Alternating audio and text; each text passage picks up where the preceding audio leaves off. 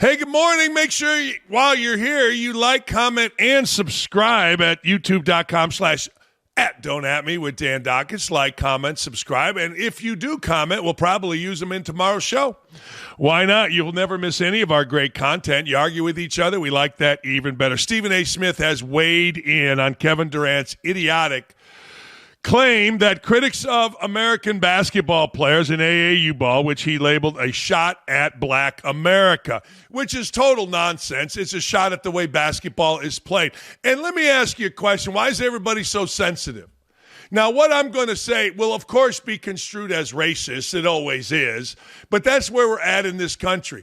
People don't like the way basketball is played, and I'll tell you exactly why. Why? It's an age-old thing. It has nothing to do with black America. It has to do with not playing defense. It has to do with guys now taking load management with both white and black players play. It has to do with a game that has relied solely on three-point shooting that many find boring. That's the shot. But let's dive into it. Stephen A. returned to his race-baiting, race-grifting, whatever you want to say, roots, and immediately defended Kevin Durant by claiming, listen to this, the NBA is globalizing a sport due to the need for more white players because America has a history of not supporting brothers. Well, everybody praised the globalization of basketball when the Greek Freak came in, when Giannis, hell, Joel Embiid, he's the third highest paid player or second highest paid player in the NBA. Everybody praised it. Now you got some white dudes hooping, and next thing you know, the brothers, as Stephen A. Smith says, they can't handle it. And you got to find up nope, I'm not swearing, BS reasons to get mad. That's all we've become now, of course. All we've become in this society is find BS reasons for people to bitch, whine, and moan about suspected racism or fake racism. The globalization of basketball, really, if you want to break it down, is to China. It's to make more money so that NBA players, by the way, 53 of the top 60 paid players in the NBA are black. 7 white dudes among the top 60. Now, I don't know about you fellas, but that's pretty good. $60 million for some of these guys. There are guys on this list that you never heard of. But back to the globalization. The globalization is money, period. Money. China, the biggest part of the globalization, provides the most money. That's why you won't see any of these race-baiting clowns talk about China. You talk about China like Daryl Morey did as a general manager, you get fired. You can't talk about China if you're LeBron James. You can't. It's all part of it. And Adam Silver, the commission, is right at it. Globalization of basketball has nothing to do with getting more white guys in there to get less brothers. It simply has to do to make more money, period. And if you don't understand that, you're a moron. And, of course, these folks that are talking about this, whether you are white or black, are morons. There's nothing Kevin Durant knows about this. There is less that Stephen A. Smith knows about this. And anybody else that's talking about it simply is a race-baiting clown. Let me ask you a question. It even goes down to college. Indiana University, my school, right?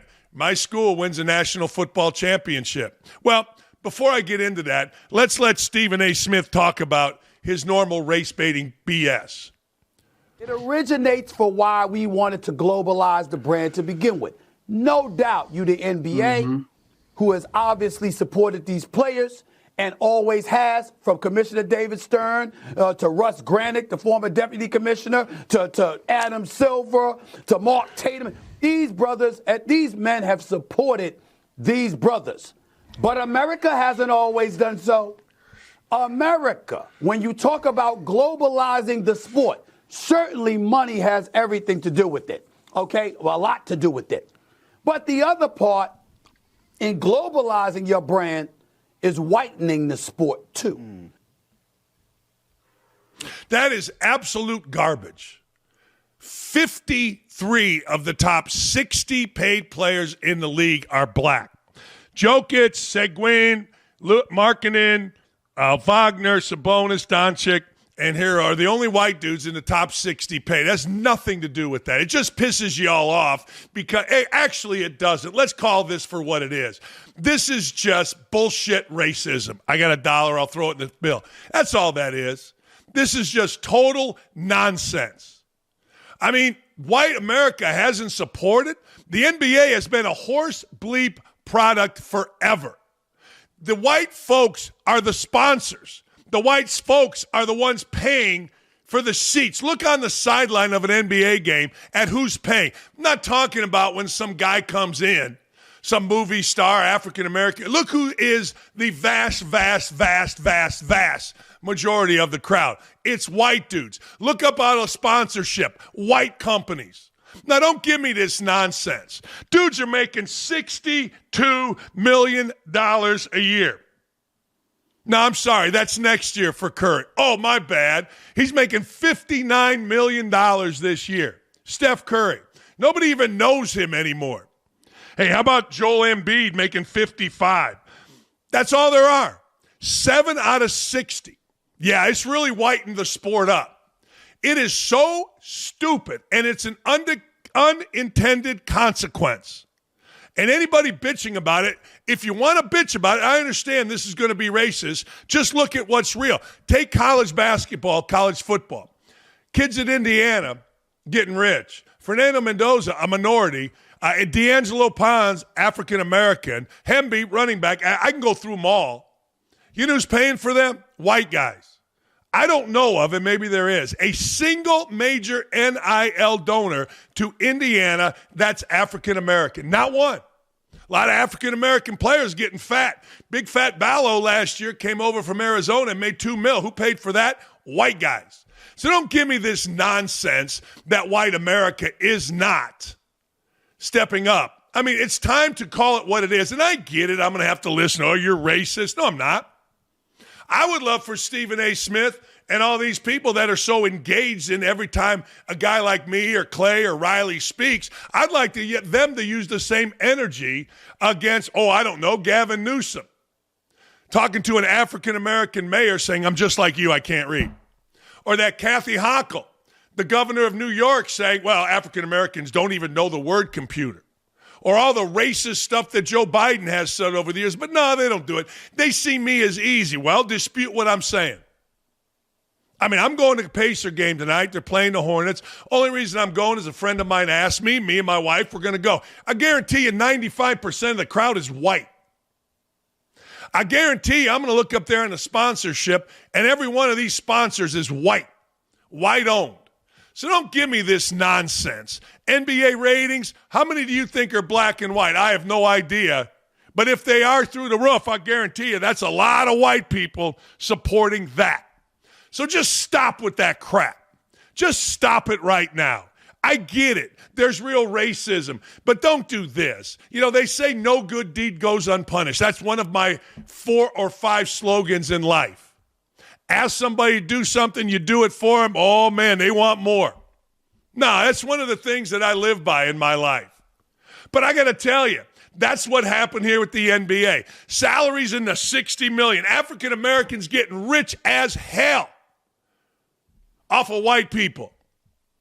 I mean, let's call it what it is. Skilled guys. But $60 million to play basketball? $60 million to play baseball? $2 million to play basketball at Indiana, and you can't make the NCAA tournament? Are you insane? Basketball is a global game because everybody likes to play it, and David Stern and others went out and made it so. And the NBA in particular is a global game because they realized there was a market for it. Not to go get a bunch of white guys. No, it's asinine. It's utter jackassery. Top 10 salaries in the NBA. One white dude. There's a couple foreign black guys. Joel Embiid, foreigner.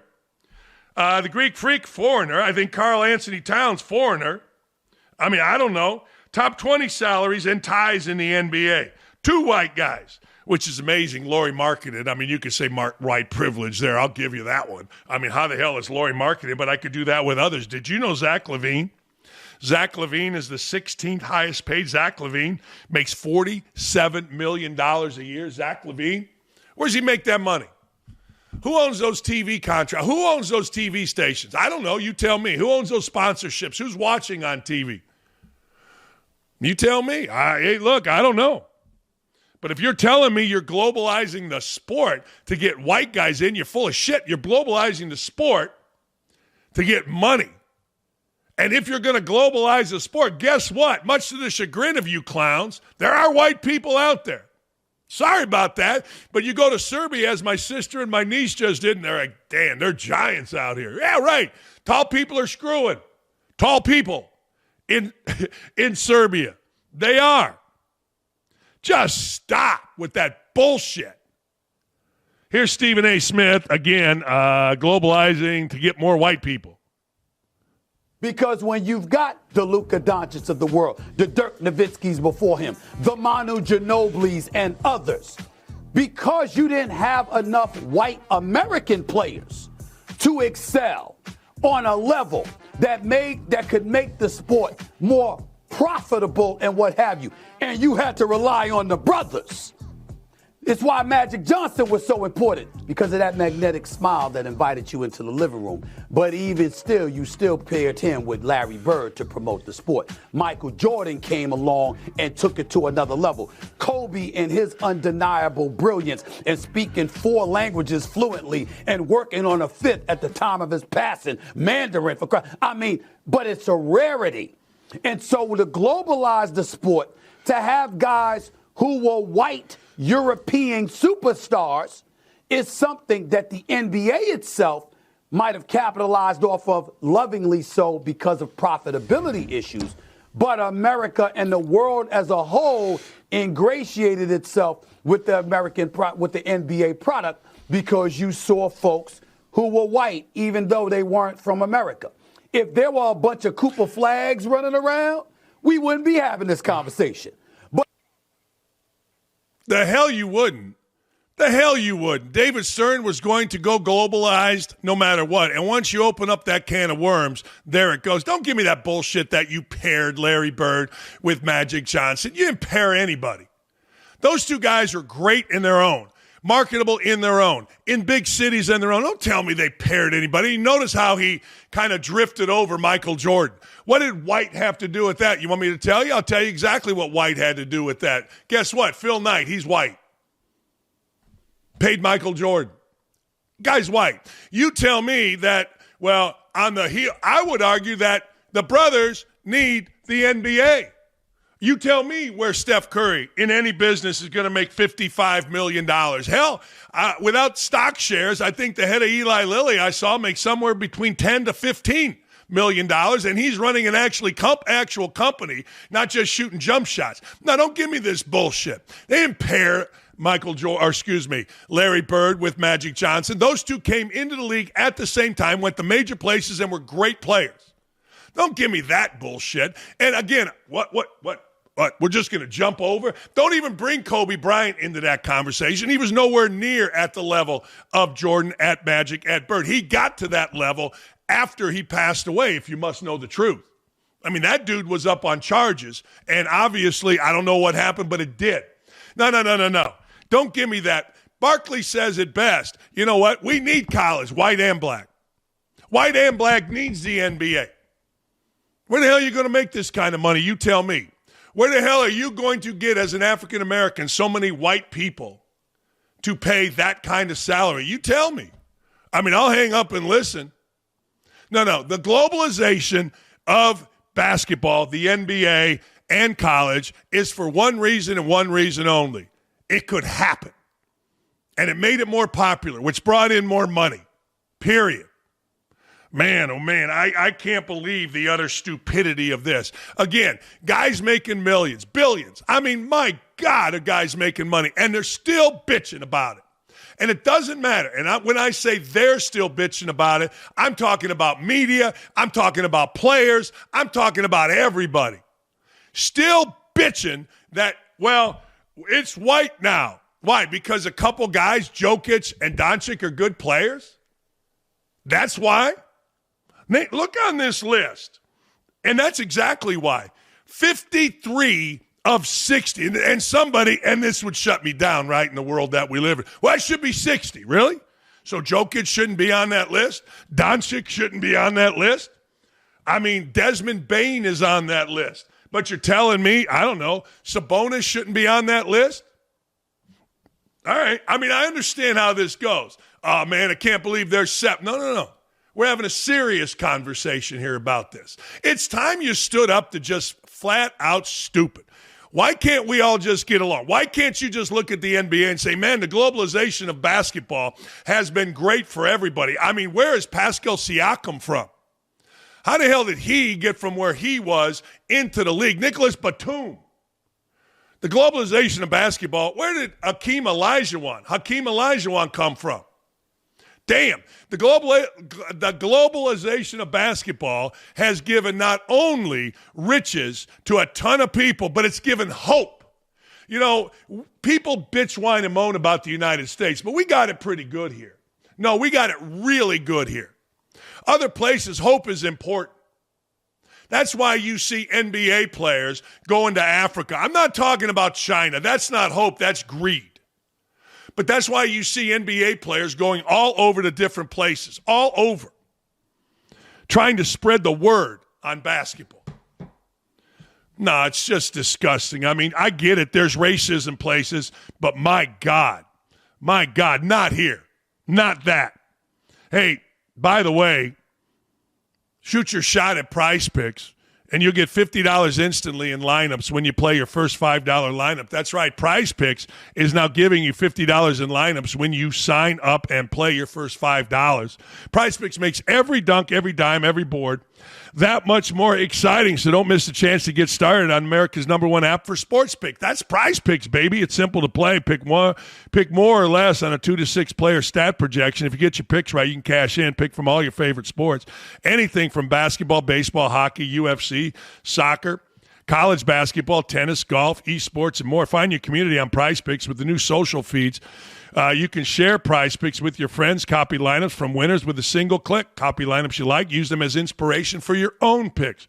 You can even follow Prize Picks partners like us, tailor fade our picks with just one click. Download the Prize Picks app today. Use code DAKICH to get $50 in lineups after you play. That's code DAKICH. Get 50 in lineups after you play your first $5 lineups. Prize Picks, it's good to be right. Hey, this segment is brought to you by, this is awesome, the Outkick's Ultimate College Fan Hoops Experience. It's the biggest night in college hoops, and it's happening in Indianapolis, right here in my town. Outkick is sending one lucky fan and a guest straight into the building. And we've got you covered on an unforgettable experience. The flights are covered. A downtown hotel is covered. Your 2 championship tickets are covered. Just go to outkick.com/sweepstakes and get in all of the action. It's going to be a fun time here in March on this show and in Indianapolis. Hey, let's do it. Bump-a-da-bum. It's the damn awards.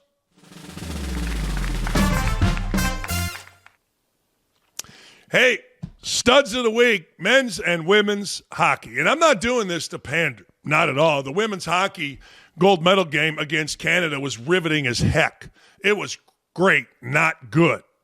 And they got her done, and then following up on that was USA men's hockey, which, man, oh, man, as we've already talked about, Jack Hughes, the one-timer for the win, and an entire nation, our nation, except for crazy liberals, celebrated, and an entire nation, the nation up north, they got a little sad. But, hey, that's sports, baby. But the United States, Team USA, fantastic. Absolutely fantastic, both the men's and the women's. A lot of politics has been said about it. And good. That's the way the world works today. But the truth of the matter is both teams represented themselves on the court, ice, and off. And I love every minute of both of them. I did. I watched the women's hockey. I bet on it. They were down. I said, screw it. They're going to beat the Canucks. I don't know. Is that a racist term? Everything's racist these days, so what the hell? All right. Medal of Honor recipients. I don't know if you saw any of this, but my God.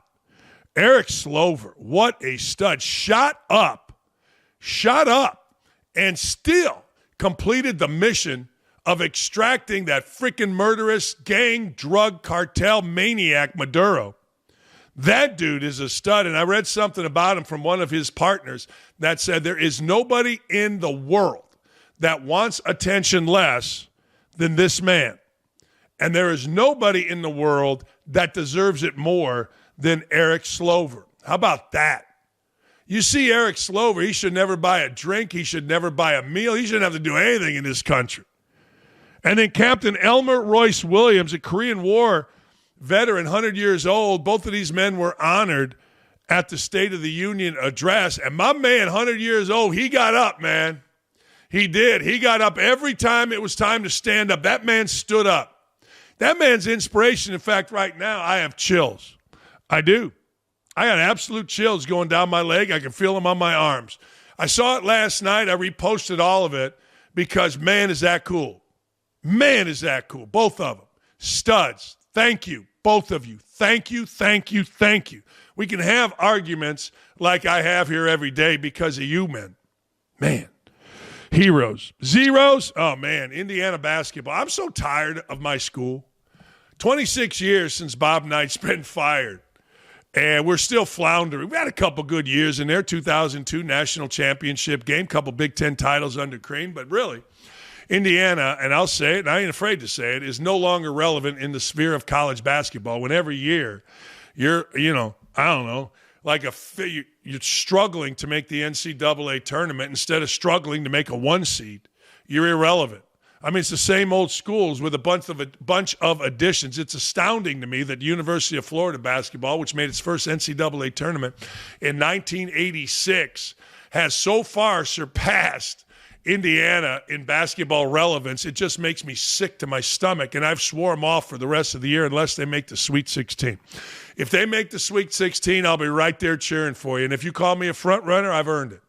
Don't give a damn what you call me. Notre Dame basketball, Mike Bray was a pretty damn good coach. And Notre Dame's finding out right now. I like Micah Shrewsbury. I've known Micah Shrewsbury a long time, the head coach of Notre Dame, but he can't get it done there. And they just suffered the most embarrassing, the most lopsided defeat in the history of the ACC, the Athletic and Convocation Center, there on the campus. They lost 100-56. What? 100-56 to Duke. Now, a little history here. Duke's the number 1 team in the country. Notre Dame has a history of beating the number 1 team in the country. Digger Phelps, because of his contribution by beating UCLA and others, should be in the National Basketball Hall of Fame. He did it clean. He did it right. And he made Notre Dame a national power. And post-Digger Phelps, you're seeing how difficult it is for Notre Dame to be a national power, and it kind of bottomed out. Notre Dame legitimately used to beat the number 1 team. Hell, when I was a kid, they were playing UCLA. It was after the Wooden years. And me and my buddies, we drove over, bought fake tickets, snuck in. Lady tried to grab me, say these are counterfeit. I threw my elbow out, got away, ran into the student section, and sat there in the middle of the students watching David Greenwood for Notre Dame, for UCLA. Now they lose by 44 at home. Weird. Craziest story of the week.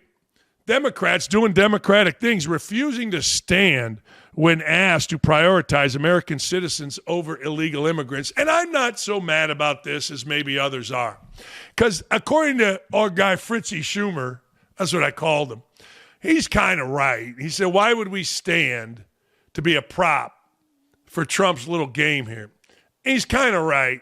There are a lot of things. I have a fervent dislike for liberals when they don't stand for war veterans, when they don't stand for Erica Kirk, when they don't stand for the Angel families. That just shows they're pure evil. But that's not standing for Trump's little game. Yeah, I'm not so sure. I don't know if I'm so sure about that one. Best story of the week, Pat McAfee. Now, Pat drips in money. When Pat takes a dump, 50s come out. If he were going to do a jar like this where he swears, they wouldn't be singles. They would be 50s or 20s. Me, singles. But McAfee picked up a $150,000 bill, a tab, at a nightclub. Here, watch this. If this doesn't give you chills, I don't know what does. And you know this makes the crazy-ass liberals crazier than they already are. Here's a nightclub where Pat picked up everybody's drinks.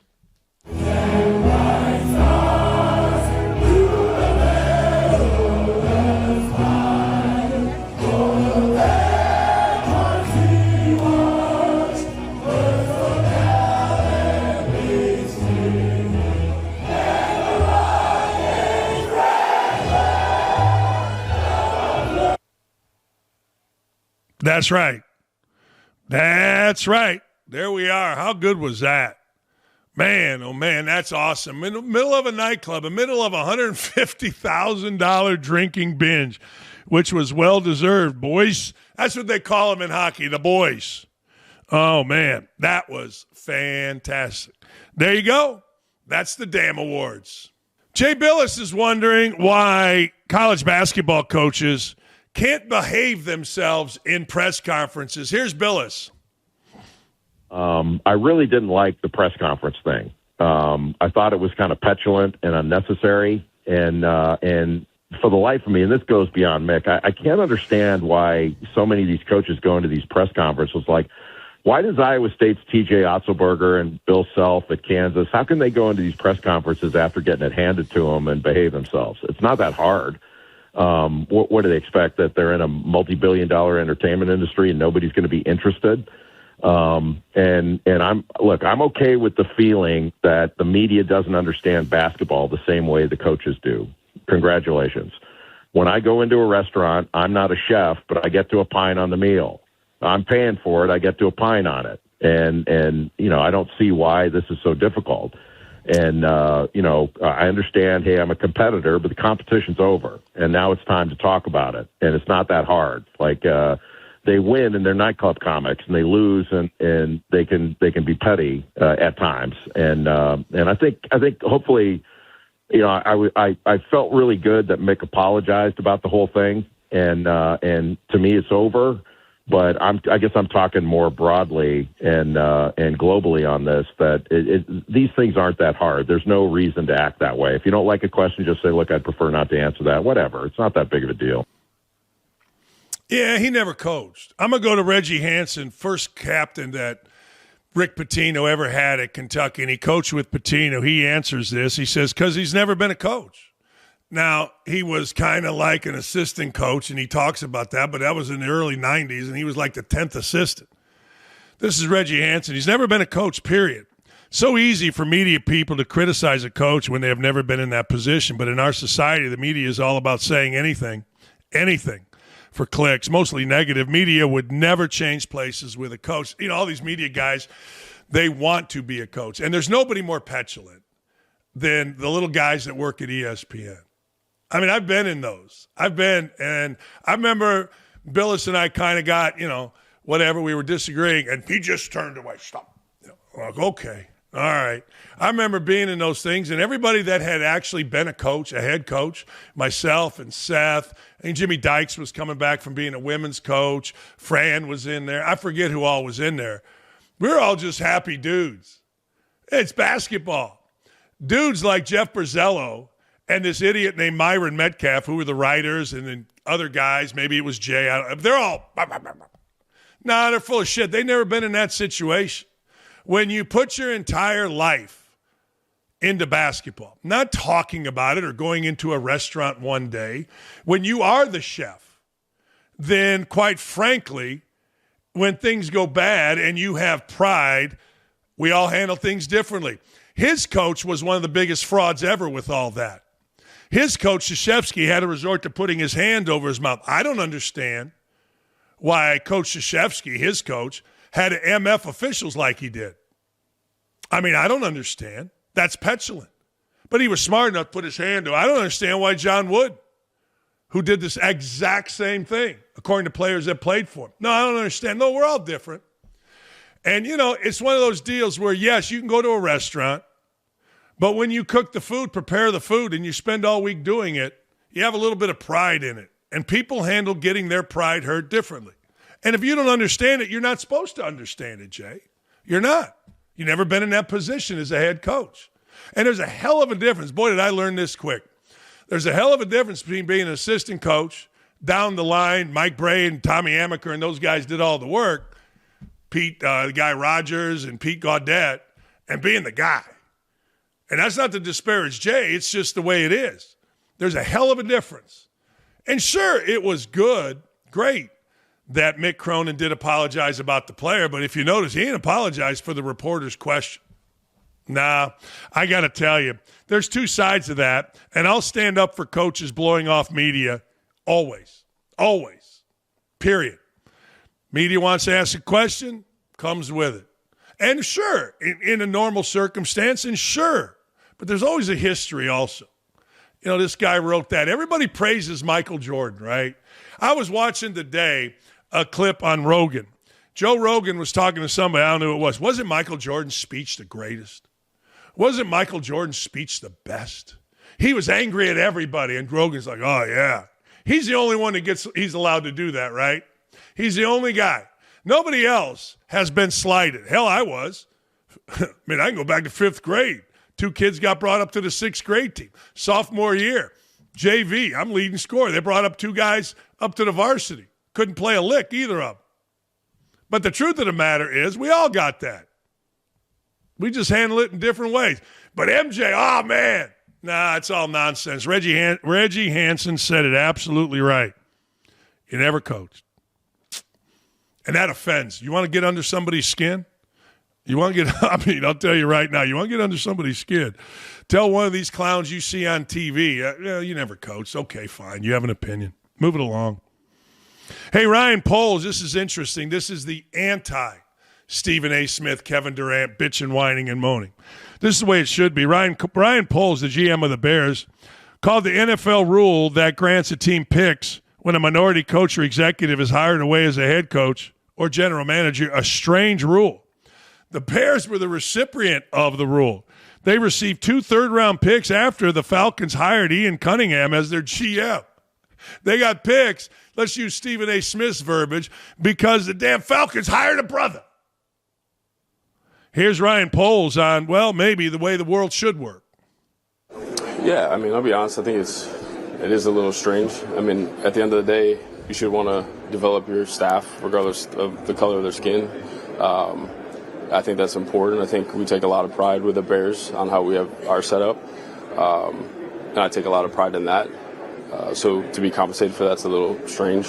I mean, I saw the Chiefs get a pick because of me, and then I watched that player go and play. It's just a little odd. But at the end of the day, if they think that's what's best to help incentivize, then that's what they wanted to do. But at the end of the day, like I said, that's not the purpose of why we develop our staff. But if that's the rule they have in place, then I think it's very clear in the situation on what should happen. But we'll see what they think. Couldn't have said it better. Hey, we got our comment section. Yeah. You comment, we respond. My eyes, Davey's eyes, Sean's eyes, Adam's eyes. We're always looking at the YouTube chat, and the YouTube chat's been strong. This is a comment to me on the White House invite. Even Forrest Gump met the president when he took gold for winning in ping pong. It's an honor all gold medalists should dream of doing. I got to tell you, it's an honor to be invited. I went to the White House with Indiana's basketball team in 1987, and I was in the back. You know, knighting the players. I think some of the players got to meet President Reagan. It was an honor to be there. And I was stunned because there's a lot of people working in the White House. How many Indiana people were there?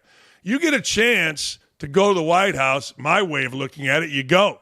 Josh Pate, in my opinion, is a really lucky man, and I'm jealous because he gets to sit down with the President of the United States. I don't care who that president is.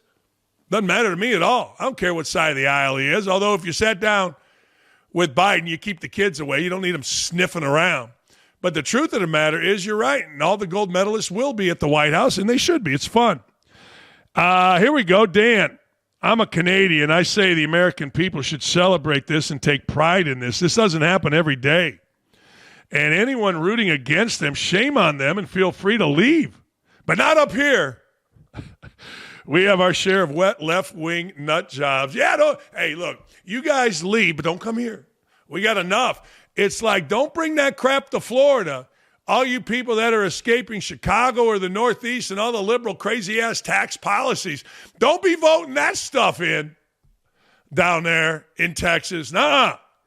No, but you're right, and we are. We're celebrating like crazy, man. Ain't messing around. Last night was a celebration. You know, Jack Hughes was introduced. What was it? United States against the United States. Everybody cheered. He went and got his Olympic teammate off the other team, and they walked arm in arm to ovations of all of us. As I said on Fox News last night, you crazy-ass left, miserable-ass people, go over there. We're having a party over here.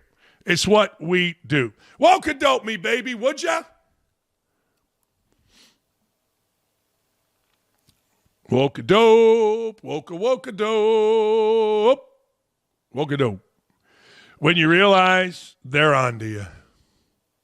Man, the swamp is being drained. Look, I know the politicians have been corrupt my entire life, going back to Gary, Indiana. We all knew that. Hell, one of my dad's friends was running for city council, Gary, and he wanted to know, what's the address of that empty lot next to your house? I'm going to register it to vote. We didn't own it. The neighbor did. He went over to the neighbor's house, and I think that empty lot voted in the Gary primary or whatever it was. It's been going on forever. That's draining the swamp. First one down the drain, circling right now, appears to be that. Next. They arrested Prince Andrew. What? Hey, here's the dumbest thing ever. Bringing the Clintons in front of a Senate hearing, a closed-door deposition. We're all tired of them. I love them. I love seeing John Kennedy, and I love seeing Josh Hawley and the rest get after these people, but I think most of us want to see this. I think most of us would like to see arrests. I mean, where's the evidence? I don't know. Lawrence Jones today on Fox and Friends said it very clearly. Why are there no arrests? If all this evidence is there, why another deposition? And you and I both know the Clintons are going to walk into that deposition with high-priced lawyers and just lie. That's why I wouldn't give them a forum to lie. I'd either arrest them or send them on their way. Next. Remember, the people you are arguing with thought this man was competent. That's a great way to look at it. That's one of my go-to responses. I got a lot of people that come at me every day, both here and on Facebook, and I'm like, wait a second. You're one of the idiots that thought that man was competent? You're one of the clowns that thought that man was ready to rock and roll? What are you, nuts? Hey, last thing.